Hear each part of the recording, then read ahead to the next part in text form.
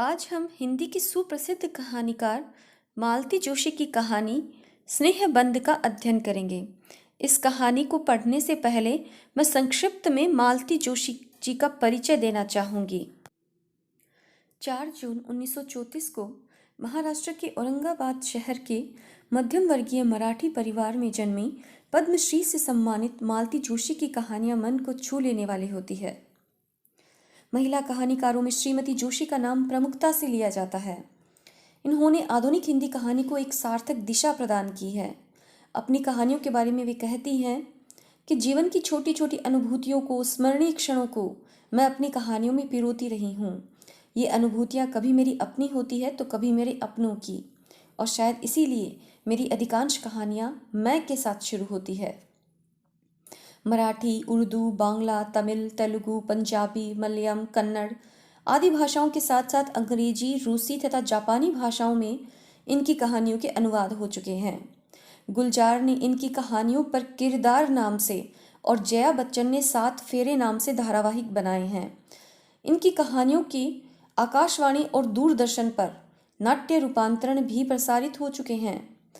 इनके प्रमुख कहानी संकलन हैं पाषाण युग, मध्यांतर, समर्पण का सुख, मन न हुए 10-20, मालती जोशी की कहानियाँ, एक घर हो सपनों का, विश्वास गाथा, आखिरी शर्त, मोरी रंग दी चुनरिया, अंतिम संक्षेप, एक सार्थक दिन, महकते रिश्ते, पिया पीर न जानी, बाबुल का घर आदि। इसके अलावा इनके कई बाल कथा संग्रह भी हैं और इनका एक गीत संग्रह भी है, मेरा छोटा सा अपनापन शीर्षक से। वर्ष 1971 में धर्म युग में इनकी पहली कहानी प्रकाशित हुई। इसके बाद वह भारतीय पाठकों की चहेती लेखिका बन गई। मुंशी प्रेमचंद की तरह मालती जोशी की कहानियों की भी भाषा सहज, सरल और संवेदनशील होती है। इन्होंने मध्यम वर्गीय परिवारों की गहन मानवीय संवेदनाओं के साथ साथ नारी मन के सूक्ष्म तंतुओं को भी रेखांकित किया है।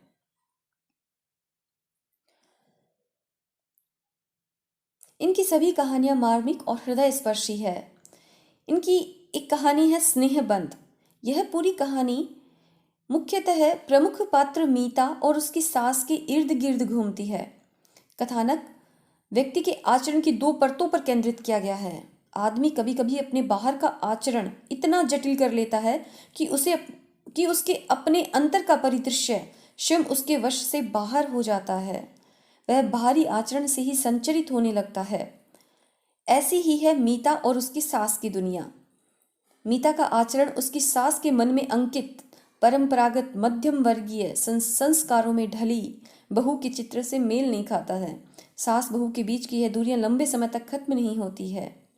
कहानी में ऐसे क्षण भी आते हैं जब उनकी दूरियां कुछ कम होती प्रतीत होती है, लेकिन सास का अहम, उसकी हठ धर्मिता तथा पूर्वाग्रह संबंधों को सहज बनाने में बाधक सिद्ध हो जाते हैं। तो आइए कहानी शुरू करते हैं मालती जोशी की स्नेहबंध। माँ, ये है मीतू, मैत्रेयी। ध्रुव ने परिचय करवाया तो देखती ही रह गई। कटे बाल के नीचे एक छोटा सा चेहरा, वह भी आधा धूप के चश्मे से ढका हुआ। गहरे नीले रंग के ऊपर चटक पीले रंग का स्वेटर। उसकी बुनाई इतनी प्यारी कि कोई और होता तो पास बैठाकर पहले बुनाई उतार लेती, बाकी बातें बाद में होती।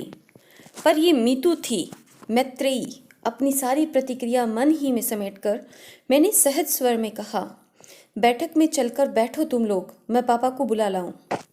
बच्चों के पापा बगिया में आराम कुर्सी पर लेटे अखबार पढ़ रहे थे। 4 पन्नों का अखबार है, लेकिन पढ़ने में सुबह से शाम कर देंगे। अपनी सारी खींच उन पर उड़ेलते हुए मैंने कहा, बहू रानी आई है, चलकर मुआयना कर लीजिए। बहू रानी? उन्होंने चौंक कर पूछा, फिर चश्मा उतारकर मुझे सीधे देखते हुए बोले, बहू रानी आई है तो तुम्हारा स्वर इतना तल्ख क्यों है? 1-2 नहीं, साथ रहते पूरे 28 साल हो गए हैं। मेरे स्वर का एक एक उतार चढ़ाव उन्हें कंठस्थ हो गया है। फिर भी मैंने कोई जवाब नहीं दिया और चाय बनाने के बहाने रसोई में चली गई। आधा पौन घंटे बाद जब चाय नाश्ता सजाकर बाहर ले गई, उस समय बैठक कहों कहों से गुलजार था। आधा पौन घंटे बाद जब चाय नाश्ता सजाकर बाहर ले गई, उस समय बैठक कह कहों से गुलजार थी। इस बीच शायद शिव भी कॉलेज से लौट आया था और उसी के किसी चुटकुले पर सब लोग ठहाके लगा रहे थे। मुझे देखते ही शिव ने आगे बढ़कर ट्रे थाम ली। ध्रुव ने मेज से सारा कबाड़ हटाकर जगह बनाई। पानी का जग और चटनी की शीशी अंदर छूट गई थी। ट्रे रखकर शिव दौड़कर दोनों चीजें ले आया। सब कुछ एकदम स्वाभाविक ढंग से ही हो रहा था। जब से सविता ससुराल गई है, बच्चे इसी तरह माँ का हाथ बटा लेते हैं। पर पता नहीं क्यों आज मुझे यह सब अच्छा नहीं लगा। थोड़ा सब्र तो किया होता इन लोगों ने। मैं भी तो देखती, मीतू नाम की यह लड़की कितना अदब कायदा जानती है, घर की बहू बनकर आ रही है। यह तो हुआ नहीं कि खुद चलकर रसोई घर तक आती, झूठ मूठ ही सही मदद के लिए पूछती। बस लाट साहब की तरह बाहर बैठी रही। लड़के बेचारे बेरों की तरह दौड़ धूप कर रहे हैं। नाश्ते के लिए गरम समोसे बना लिए थे। सूजी के लड्डू और घर का बना चिवड़ा भी साथ था। हाय माँ, आपने यह सब घर पर बनाया है? मीता किलक कर बोली। मैं तो विश्वास नहीं कर सकती। रोज इतना भारी नाश्ता देती हैं आप, तभी आपके दोनों सुपुत्र मोटू मल हो रहे हैं। हमें नजर मत लगाओ, ध्रुव ने टोका। माँ की जीवन भर की साधना है हमारे पीछे। जानती हैं मीता जी, शिव ने कृत्रिम गंभीरता ओढ़कर कहा, माँ ने हमको खिला पिलाकर ऐसा तैयार कर दिया है कि अब कैसी ही कर्कश बीवी मिले हम निपट लेंगे, मैदान छोड़कर भागेंगे नहीं। कमरा एक बार फिर हंसी में डूब गया। मुझे लेकिन बड़ा ताव आ रहा था। मेरे बच्चों को मोटूमुल कहने का हक इसे किसने दे दिया? अभी तो घर में आई भी नहीं और रोब झाड़ने लगी। वाह, यह भी कोई बात हुई? तुम्हारे माँ बाप ने तुम्हें नहीं खिलाया तो हम क्या करें? तुम अपने राज में डबल रोटी खिला खिलाकर उसे दुबला कर लेना बस। चलूँ माँ, मैंने अपनी तंद्रा से चौंक कर देखा। सब लोग उठकर खड़े हो गए थे। मीता नमस्ते कर रही थी। फिर वह चली गई। दरवाजे तक छोड़कर हम लोग लौट आए। ध्रुव उसे घर तक छोड़ने चला गया। पहली बार आई थी। बच्चों के पापा घर में आते शुरू हो गए। जिस तिस को तो तुम नेक बांटती फिरती हो, उसे यूं ही खाली हाथ भेज दिया। मैंने कोई जवाब नहीं दिया। खाली प्लेट प्याले समेट कर रसोई में चली आई। पहली बार आई थी तो कोई क्या करे? रीति रिवाजों का क्या ठेका हमने ही ले रखा है? वह क्या एक बार झुककर पैर नहीं छू सकती थी? एकदम ही अंग्रेज बनी जा रही थी। सारी शाम मैं रसोई में ही बनी रही। मुझे मालूम था मेरी प्रतिक्रिया जानने को सब उत्सुक होंगे, पर मैंने किसी को हवा नहीं लगने दी। शिव एक दो बार आकर मंडरा गया, पर मैं व्यस्त होने का दिखावा करती रही। रात खाने की मेज पर भी एक अव्यक्त तनाव था। बच्चों के पापा ने एक दो चुटकुले सुनाकर उसे तोड़ने की कोशिश भी की, पर बात कुछ बनी नहीं। खाने के बाद भी काम कहाँ खत्म होता है। सारे दरवाजे खिड़कियां मुझे ही देखने होते हैं। घर भर की बत्तियां बुझानी होती है। टंकी में पाइप छोड़ना होता है। दूध दही के बर्तनों को जाली की अलमारी में रखना होता है। आंगन में सूखते कपड़े उतारना होता है। एक एक काम निपटाती जा रही थी कि देखा ध्रुव पास आकर खड़ा हो गया है। माँ, उसने कांपते हुए स्वर में पुकारा। क्या है? तौलिए को तहाते हुए मैंने पूछा। तुम्हें मीता कैसी लगी? मेरे लगने का क्या है, तुम्हें पसंद आनी चाहिए बस। नहीं माँ, तुम्हारी पसंद बहुत जरूरी है, तुम्हारी और पापा की। शाम से मन में जो अंधड़ उठ रहा था ध्रुव के प्रश्न से तीव्र हो उठा। तुमने जवाब नहीं दिया माँ। अच्छा यह बताओ, क्या उसे पता था कि तुम उसे कहाँ ले जा रहे हो? मैंने प्रति प्रश्न किया। हाँ, क्यों? तो क्या वह ढंग के कपड़े पहनकर नहीं आ सकती थी? कम से कम तुम उसे। मैंने कहा था माँ। फिर वह बोली, मैं जैसी हूं वैसे ही उन्हें देख लेने दो, बेकार नाटक करने से फायदा। खैर कपड़ों को छोड़ो, वैसे कैसी लगी बताओ? ध्रुव इतनी अजीजी से पूछ रहा था कि उसका दिल दुखाते न बना। अच्छी है, मैंने अनमने ढंग से कह दिया और बात समाप्त कर दी। वरना सच तो यह था कि मैंने मीता को ठीक से देखा ही नहीं था। पहली नज़र में उसका हुलिया देखा और मन खट्टा हो गया था। बहू को लेकर मन में कितनी कोमल कल्पनाएं थी, सब राख हो गई थी। गुस्सा तो अपने लाडले पर आ रहा था। प्रेम करते समय इन लोगों की अकल क्या घास चरने चली जाती है? कैसे प्यारे प्यारे रिश्ते रिश्ते आ रहे थे, पर तकदीर में तो यह सर्कस सुंदरी लिखी थी ना। एक कैसे प्यारे प्यारे रिश्ते आ रहे थे, पर तकदीर में तो यह सर्कस सुंदरी लिखी थी ना। एक सांस भरकर रह गई मैं। एक बार हम लोगों की स्वीकृति की मुहर लगने भर की देर थी। फिर तो सारे काम फटाफट और कायदे से होते चले गए। मीता के पिताजी स्वयं घर आए और उन्होंने औपचारिक रूप से रिश्ते की पहल की। मीता को अपनी बहू बना लेने के लिए करबद्ध निवेदन किया। उन्होंने बताया कि पत्नी की मृत्यु के बाद उनके बच्चे अक्सर हॉस्टल में ही पले हैं, वे भी हमेशा टूर पर ही बने रहे। 2 साल पहले लड़की की शादी हुई है, तब से घर कुछ आकार ग्रहण करने लगा है। हॉस्टल में रहने के कारण मीतू काफ़ी कुछ सीखने से वंचित रह गई है। वे तो डर रहे थे, पर ध्रुव ने उन्हें आश्वस्त किया कि माँ बहुत सहनशील और स्नेहमयी है, वे उसे अपने अनुसार ढाल लेंगी। उत्तर में ध्रुव के पापा ने भी उन्हें आश्वस्त किया, कहा कि हम लोग इतने दकियानूसी नहीं हैं कि एक आर्किटेक्ट लड़की में 16वीं सदी की बहू तलाशें। इस प्रकार बहुत ही सौजन्यपूर्ण वातावरण में परिचय का पहला दौर समाप्त हुआ। फिर धूमधाम से सगाई हुई। एक सूची मैंने ध्रुव को पकड़ाई थी। सूची क्या थी? होने वाली बहू के लिए पूरी आचार संहिता थी। मीता अब शादी के बाद ही इस घर में आएगी। भविष्य में वह बाल नहीं कटवाएगी, हाथ में चूड़ियां डालने की आदत डालेगी, शादी में सिर ढकेगी, घर में मेहमान रहेंगे तब तक साड़ी पहनेगी, लोगों के सामने ध्रुव को नाम लेकर नहीं पुकारेगी। खूब लंबी सूची थी। बारीक से बारीक जो भी बात याद आती गई जोड़ दी थी। शिव ने तो उसका नाम 20 सूत्री कार्यक्रम रख दिया था। आते जाते ध्रुव को छेड़ देता, दादा भाई भाभी को कितने सूत्र रटा दिए। कभी कहता, भाभी से कहना फर्स्ट डिवीजन आने से भी चलेगा, पर कम से कम पास होने लायक नंबर तो आने ही चाहिए। यह छेड़छाड़ सिर्फ मजाक के तौर पर नहीं थी, इसमें एक अव्यक्त आक्रोश भी था।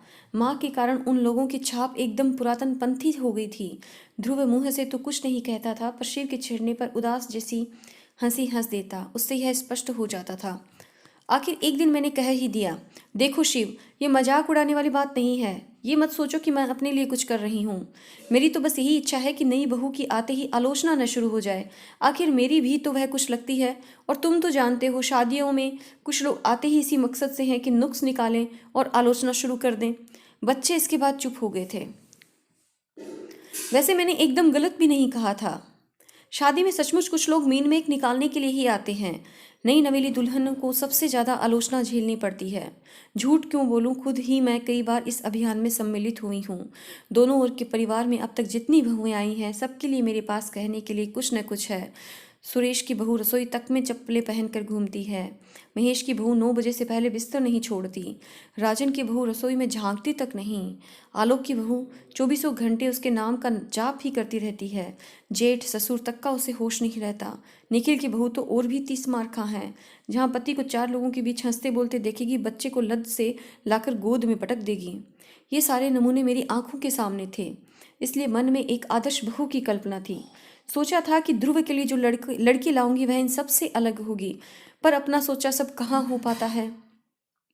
तुम्हारी सारी शर्तों का पालन करेगी तब तो तुम्हें वह अच्छी लगेगी न माँ? ध्रुव ने एक दिन गले में बाहें डालकर बड़ी आशा से पूछा था। तब यही सोचकर संतोष कर लिया था कि लड़का आज भी मुझे कितना चाहता है। आसपास के वातावरण को देखते हुए यह भी कम नहीं था। शादी हुई और खूब धूमधाम से हुई। घर की पहली शादी थी। अनगिनत मेहमान आए थे। उनमें से कईयों को निराश लौटना पड़ा। टीका टिप्पणी का एक भी मौका हाथ नहीं लगा। मैं खुद बहुत डरी हुई थी। एक तो लड़की की माँ नहीं थी, करता धरता बड़ी बहन थी जो अमेरिका में ही बस गई थी। पति पत्नी दोनों डॉक्टर थे। भैया भाभी तो अभी नए ही थे। पर स्वागत सत्कार में, खान पान में कहीं कोई त्रुटि या अव्यवस्था नहीं हो पाई थी। मीता के पापा तो पीछे जा रहे थे, पर बहन बहनोई, भैया भाभी, चाचा ताऊ सभी सौजन्य और विनम्रता की मूर्ति बने हुए थे। और जयमाला के समय जब मीता को देखा तो बस आंखें जुड़ा गई। अपना यह रूप लावण्य इतने दिनों तक उसने कहाँ छिपा रखा था। लाल सुर्ख बनारसी साड़ी में लिपटी वह किसी सलोनी गुड़िया सी लग रही थी। अंतरजातीय विवाह को लेकर एक शूल था मन में, वह भी जाता रहा। इसी बात को लेकर ननद रानी कोंचती रही है। अब सर उठा के सबके सामने कह सकूंगी, भाई हमने तो लड़की का रूप गुण देखा, विद्या बुद्धि देखी और घर परिवार देखा, बस जात पात को आजकल पूछता ही कौन है। 8-10 दिन घर में मेला सा लगा रहा। मीता जितने 2-4 दिन रही, नंदों के बीच दबी ढकी बैठी रही। उनके बच्चों का लाड दुलार करती रही। रिश्ते की सास और जेठानियों के मान मनुहार करती रही। सभी लोग प्रसन्न थे और जाते समय हर कोई मुझे बधाई देता हुआ गया। शादी के बाद दोनों 8-10 दिन के लिए मसूरी घूमने चले गए थे। उनके लौटने तक मैंने सविता को रोक लिया था। सोचा ननद भौजाई थोड़े दिन साथ रह लेंगी। दूसरे दिन सुबह सुबह मैं रसोई में व्यस्त थी कि सविता पास आकर फुसफुसाई, माँ बहुरानी को तो देखा बड़े बड़े पीले फूलों वाली मैक्सी पहनकर वह मेज लगा रही है। मैं और सविता दोनों एक दूसरे का मुंह ताक रहे थे। इस बात को कौन उठाए और कैसे? मैं तो आजकल लड़कों से खौफ खाने लगी थी, पर सविता तो उन दोनों को घास नहीं डालती थी। दन दनाती हुई बाहर चली गई और बोली, मीता रानी, आज ये कौन सी पोशाक निकाल ली? घर की ड्रेस है दीदी। फिर सविता की प्रश्नार्थक दृष्टि को समझते हुए बोली, माँ का ऑर्डर था कि मेहमानों के सामने साड़ी पहननी होगी, इसलिए इतने दिन पहनती रही, पर इतना बंधा बंधा लगता है ना उसमें। तो हमें मेहमानों में नहीं गिनती तुम। आप तो घर की हैं दीदी, दीदी हैं अपनी। और कोई वक्त होता तो मैं इस बात पर निहाल हो जाती, पर इस समय समस्या जरा नाजुक थी। मैंने आगे बढ़कर कहा, बेटे घर में जब तक कोई आ निकलता है और लोग बेटे घर में जब तक कोई आ जाता है और लोग अक्सर तुम्हें देखने के लिए ही आते हैं। पर माँ, साड़ी पहनकर जरा भी आरामदायक नहीं लगता। काम तो कर ही नहीं सकती मैं, बस गुड़िया की तरह बैठे रहना पड़ता है। तो अभी तुम्हारे गुड़िया की तरह सजने संवरने के ही दिन हैं। काम करने की तो जिंदगी पड़ी है और अभी तो मैं बैठी हूँ। ठीक है, लेकिन माँ, ऑफिस में तो साड़ी पहनकर जाना जरूरी नहीं है ना? मुझसे तो गाड़ी चलाते न बनेगी।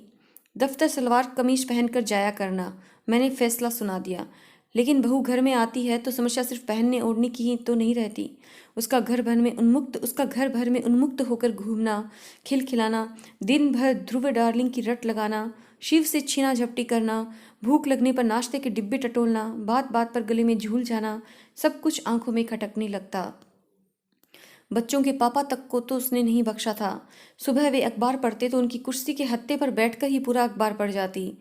घर में रहती तब तक उनके आसपास मंडराया करती, पापा का जाप किए जाती, उन्हें इसरार कर करके खाना खिलाती, दवाई समय पर न लेने के लिए डांटती। शाम को लौटती तो चाय का प्याला हाथ में लेकर सीधे बगिया में पहुंच जाती और छोटे से पीढ़ी पर बैठकर उनसे बतियाती रहती।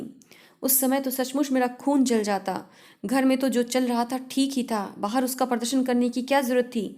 आसपास के घरों में कई जोड़ी आंखें उस समय खिड़कियों पर टंग जाती थी। हैरत तो यह थी कि बच्चों को, उनके पापा को यह सब सहज स्वाभाविक लगता था।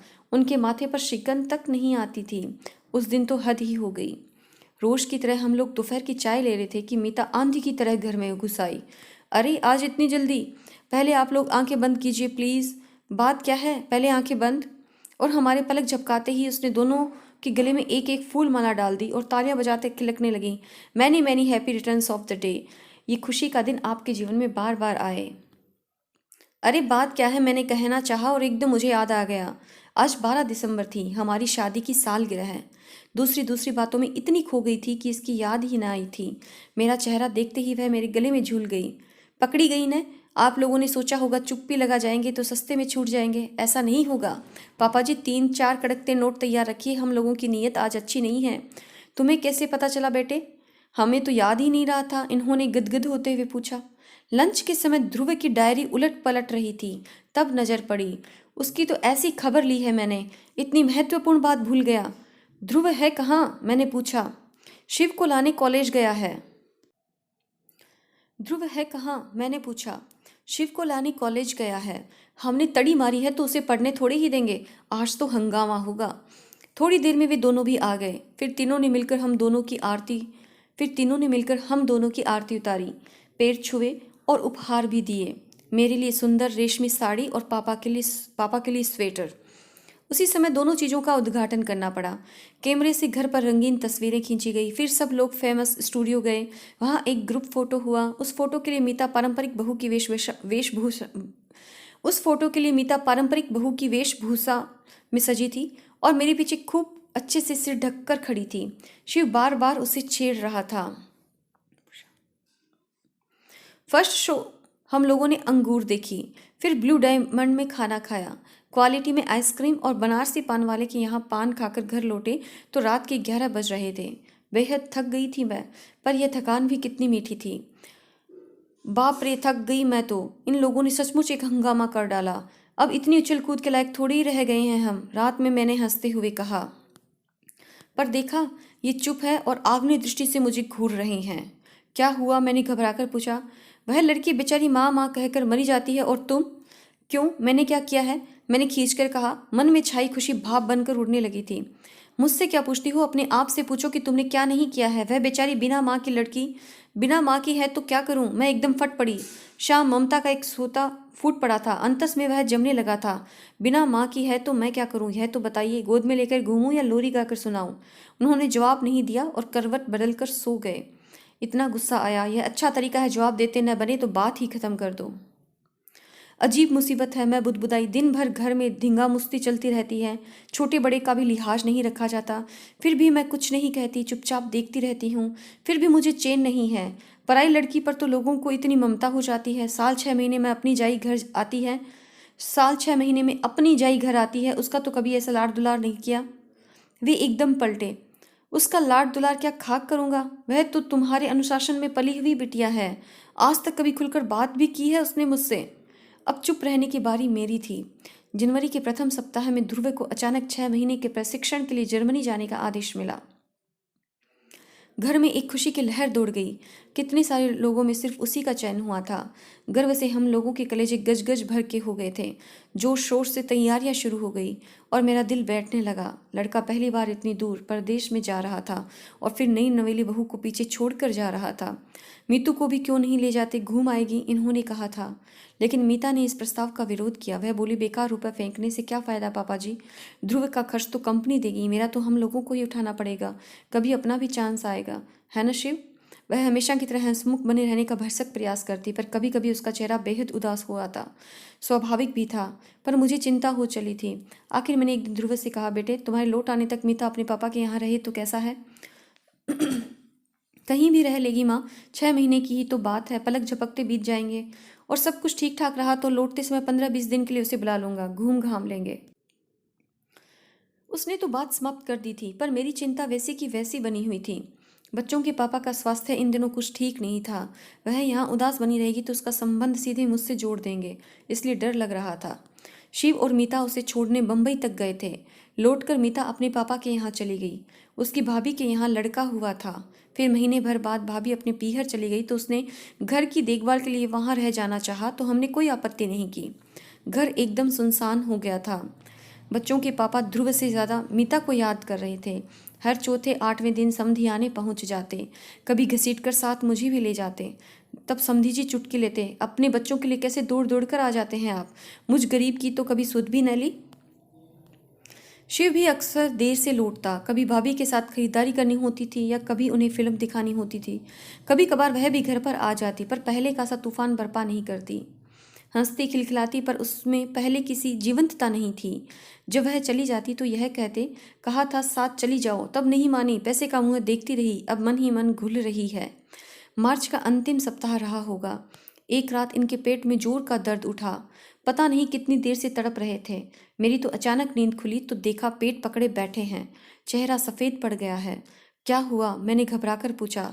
क्या पेट दर्द कर रहा है? उन्होंने जवाब दिया। मैं उठी, पानी गर्म किया, रुई में हींग की डली लपेटकर उसे जलाया, फिर प्लेट में अजवाइन, काला नमक, हींग और गर्म पानी लेकर इनके पास आई। वे मना करते रहे, पर जब मैं बार बार आग्रह करने लगी तो चिढ़कर बोले, जरा बात तो समझा करो, वैसा दर्द नहीं है भाई। फिर कैसा है? शिव की परीक्षा चल रही थी। पढ़कर शायद अभी अभी सोया था, पर उसे जगाना पड़ा। उतनी रात जाकर वह डॉक्टर शुक्ला को लिवा लाया। उन्होंने मुआयना किया और पूछा, ये तकलीफ कब से है आपको? जी 15-20 दिन से थोड़ा कष्ट हो रहा था। इतना ताव आया मुझे, इतने दिनों तक चुप बने रहने में क्या तुक थी? शिव बोला, माँ यह समय गुस्सा करने का नहीं है, बाद में निपट लेना, पहले इन्हें संभालो। राम राम करके वह रात बीती। सुबह भर्ती होना ही पड़ा, ऑपरेशन ज़रूरी था। इन्होंने पहले ही अपने आदेश सुना दिए, प्राइवेट नर्सिंग होम नहीं जाएंगे, सरकारी अस्पताल में भी प्राइवेट वार्ड नहीं लेंगे, जनरल में रहेंगे। इस ऑपरेशन के बाद नर्सिंग की बहुत ज़रूरत होती है। प्राइवेट वार्ड में कोई झांकता भी नहीं, 10 बार बुलाने जाना पड़ता है। उनकी बात न मानने का कोई उपाय नहीं था। खजाने की चाबी उन्हीं के पास थी। ध्रुव यहाँ होता तो बात दूसरी थी, पर अब उतनी दूर से उसे बुलाने का कोई मतलब भी नहीं था। जनरल वार्ड में जो एक रात गुजारी है, उफ, जिंदगी भर याद रहेगी। इनकी वैसी हालत में नींद आने का कोई प्रश्न ही नहीं था, पर आसपास के वातावरण ने मन को इतना बोझिल कर दिया कि सुबह उठकर लगा मैं ही बीमार हूँ। और दुर्गंध अब भी याद आती है तो मन पर कांटे से उगाते हैं। सुबह शिव कहीं से चाय लाया था मेरे लिए, पर घूंट भर भी गले से नहीं उतरी। 10 बजे ऑपरेशन होने को था। 9 बजे ही इन्हें स्ट्रेचर पर डालकर ले गए। मैं और शिव भी पीछे पीछे चल पड़े। जहाँ तक जाने दिया वहाँ तक गए। फिर मैं वहीं बैठकर इष्ट देव का जाप करने लगी। शिव बेचारा दौड़ धूप में व्यस्त हो गया। नमस्ते बहन जी। मैंने चौंक कर देखा, मीता के पापा थे। आपने तो खबर भी नहीं की, इतने बेगाने हो गए हैं हम लोग। उनके स्वर में आक्रोश था, शिकायत थी। मैं क्या जवाब देती? वो तो मीतू अभी किसी काम से घर गई थी, तब पड़ोसी मेहता साहब ने बताया। सब कुछ इतना अचानक हो गया, मैंने अपराधी स्वर में कहा। शिव बेचारा एकदम अकेला पड़ गया था, सारी भाग दौड़ उसी के जिम्मे थी। यही तो मैं कह रहा हूँ, उसे अकेले सारी दौड़ भाग करने की क्या जरूरत थी? हम लोग किस लिए हैं? कल को ध्रुव सुनेगा तो क्या कहेगा? उनसे तो जो भी कहेगा, मुझे तो अपनी चिंता हो गई थी। ध्रुव मुझसे क्या कहेगा? इन पर इतना ताव आ रहा था, दर्द से तड़प रहे थे। पर मजाल है जो बटुए की पकड़ जरा सी ढीली हो जाए। जनरल वार्ड में रहेंगे, वहाँ नर्सिंग अच्छी होती है। अब इतने बड़े आदमी को उस नर्क में ले जाऊंगी तो कैसा लगेगा? अपनी उस दुश्चिंता में यह पूछना भी याद न रहा कि मीता कहाँ है। 11:30 बजे उन्हें ऑपरेशन थिएटर के पास वाले कमरे में लाकर रखा गया। ऐसे हट्टे कट्टे हंसते बोलते व्यक्ति को इस तरह असहाय अवस्था में देखकर मेरी तो रुलाई फूट पड़ी। मीता के भाई नरेश ने मुझे सहारा देकर बाहर ले आए और वापस बेंच पर बिठा दिया। असहाय सी मैं वहाँ बैठी रही। 2 घंटे बाद उन्हें वार्ड में ले जाने की अनुमति मिली। ये 2 घंटे मेरे लिए 2 युग हो गए थे। वार्ड में वापसी के समय काफिला जरा बड़ा था। घर परिवार के लोग थे और स्टाफ के भी। ढेर सी शीशियाँ स्ट्रेचर के साथ चल रही थी और सब लोग उन्हें उठाए हुए थे। माँ, तुम सीढ़ियों से आ जाओ, लिफ्ट में तुम्हें परेशानी होगी, शिव ने कहा तो मैं सीढ़ियों की ओर मुड़ गई। हाँफती कांपती ऊपर पहुंची। तब तक स्ट्रेचर शायद वार्ड में पहुंच चुका था, क्योंकि गलियारे में उसका कहीं पता नहीं था। मैं वार्ड तक पहुंची ही थी कि नरेश जी की आवाज़ आई, माँ जी इधर आइए। उनके पीछे चलती हुई मैं गलियारे के छोर तक पहुंची।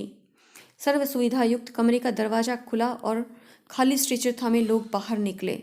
यह कमरा? मैंने अस्फुट स्वर में कहा। भाभी ने आरक्षित करवाया है, मेरा असमंजस ताड़कर शिव पास आकर फुसफुसाया। ये उसके बस की ही बात थी जी, उसके पापा गर्व से बता रहे थे। अधीक्षक से जाकर भिड़ गई, खड़े खड़े कमरे का आरक्षण करवा लिया। भूत लड़ाकू है ये लड़की। मैंने मीता की ओर देखा, वह चुपचाप इनके पलंग के पास खड़ी थी।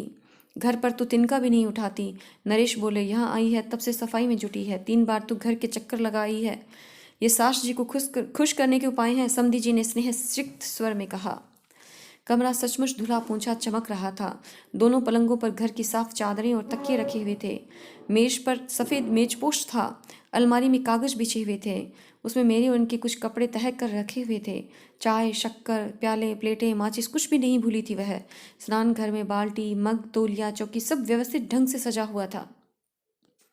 थोड़ी देर में स्टोव की घरघराहट शुरू हुई। देखा, मीता चाय बना रही थी। माँ, चाय पी लीजिए। थोड़ी देर में वह मेरे सामने खड़ी थी। कमरे में आने के बाद से उसने पहली बार बात की थी और उसका स्वर अत्यंत सपाट था। चाय यहाँ? मैंने एक बेमतलब सा जुमला उठाया। तो कहाँ पियेंगी? क्या पापा को इस हालत में छोड़कर आप घर जाएंगी? उसकी बात में तर्क था, पर उससे भी ज़्यादा वजनदार उसकी आवाज़ थी। मैंने चुपचाप प्याला होठों से लगा लिया। मेरे चाय लेते ही सबने जैसे राहत महसूस की, क्योंकि सभी थके हुए थे। बहुत बेमन से प्याला उठाया था मैंने, पर सच कहूँ तो पीने के बाद जी एकदम हल्का हो गया। सुबह से सिर भारी हो रहा था, यह भी थोड़ा उतर गया। 5 बजे के करीब उन्हें कुछ होश आया। मीता उनके पास ही बैठी हुई थी। उसे देखकर उतनी पीड़ा में भी वे थोड़ा सा मुस्कुरा दिए।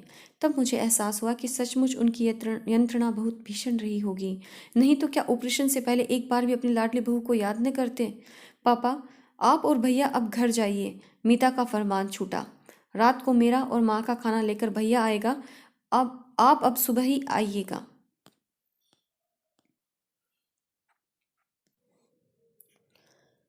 मैं फल फूल खा लूंगी, मैंने हल्का सा प्रतिवाद किया। आपके लिए पक्का खाना बन जाएगा, उसने मेरी ओर बिना देखे जवाब दिया। वैसे बहन जी, चाहे तो हमारे साथ घर चलकर। पापा प्लीज़, उसने जैसे सारे विवाद को समाप्त करते हुए कहा और उन दोनों को जबरन घर रवाना किया। फिर शिव के साथ बैठकर उसने सारे पर्चे पढ़े और फिर शिव को दवाइयाँ लाने भेज दिया और खुद इनके पलंग के पास स्टूल खींचकर बैठ गई। दूसरे पलंग पर मैं चुपचाप पड़ी रही। बोलने की शक्ति ही नहीं रह गई थी। 2 रातों का जागरण था, थकान थी, तनाव था, कब झपकी लग गई पता ही नहीं चला। मीता ने खाने के लिए जगाया, तब जाकर आंख खुली। समधी जी से रहा नहीं गया होगा, खाना लेकर खुद आ गए थे। बदले में लाडो की फटकार भी सुननी पड़ी। वे शिव का भी खाना लाए थे, पर मीता ने उसे अस्पताल में खाने नहीं दिया। तुम पापा के साथ घर जाओगे और सुबह परीक्षा के बाद ही यहाँ आओगे, समझे? लेकिन भाभी, यहाँ वह मिमी आया। यहाँ की चिंता मत करो, यहाँ मैं हूँ, माँ है, भैया है। शिव बहुत गुनगुनाया, आखिर उसे जाना ही पड़ा। उन लोगों को छोड़ने के लिए नरेश जी नीचे तक गए। मीता ने उनसे मेरे लिए पान मंगवाया। पान के बिना आज पूरा दिन हो गया था, पर मुझे याद ही नहीं आई थी। पर पता नहीं कैसे मीता जान गई थी। खाने के बाद उसने मेरा बिस्तर ठीक किया, फिर स्नान घर में जाकर सारी प्लेटें गिलास धो डाले। दूध एक बार फिर गर्म किया और सोने की तैयारी करने लगी।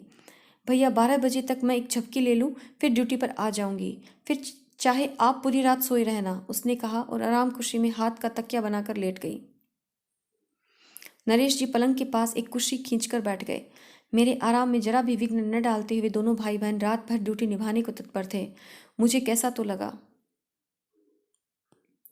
मीता, मैंने स्नेहसिक्त स्वर में आवाज दी। भैया आराम कुर्सी में लेट जाएंगे, तू इधर पलंग पर आ जाना। दिन भर खड़ी की खड़ी है। पता नहीं मेरी आवाज में कुछ था या उसने प्रतिवाद नहीं करना चाहा। वह चुपचाप मेरे पास आकर लेट गई। आप सोने लगे तो मुझे जगा लीजिएगा भैया, उसने कहा और आंखें मूंद लीं। नरेश जी आराम कुर्सी पलंग के पास खिसकाकर उसमें लेट गए। कमरे में एक अजीब सी शांति छा गई। मैंने मीता की ओर देखा। पता नहीं क्यों उसे देखकर मुझे सविता की याद हो आई। 2 बच्चों की माँ हो गई है, पर अब भी कभी कभी उस पर बचपन सवार हो जाता है। माँ के पास लेटने का मुँह हो आता है। उन क्षणों में वह एकदम नन्ही सी बच्ची बन जाती है। मेरे पास लेटी है नन्ही सी लड़की, इसका भी तो कभी कभी मन होता होगा। तब किसके आंचल में मुँह छुपाती होगी? बड़ी बहन है, वह 7 समंदर पार इतनी दूर है।